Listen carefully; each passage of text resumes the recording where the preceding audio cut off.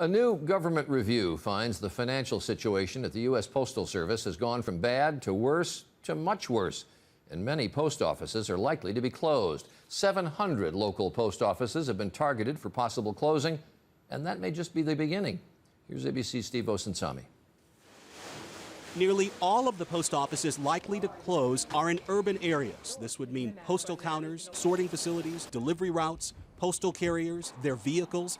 They would all be eliminated or consolidated to save costs. This office in Hampton Roads, Virginia, is on the list. It's been a great place to work. I've been here since '93. So is this one in Atlanta. Oh, that's sad. That's really sad.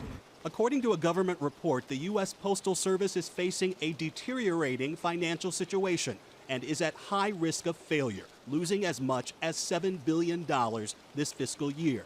Traditional mail is just not as popular as it used to be. Last year, volume fell by 9.5 billion pieces. It's expected to drop another 28 billion pieces this year. Americans have turned to the internet, and they're not looking back. I do all my bill pay online. I also do all my mailing through email. Personally, I never go to the post office. There's been such a cultural shift that in one recent poll, most Americans say the post office should close on weekends to save money.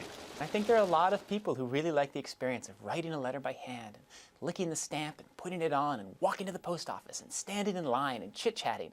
But there are a lot more people who are like, hey, you know what I'd rather do? Send.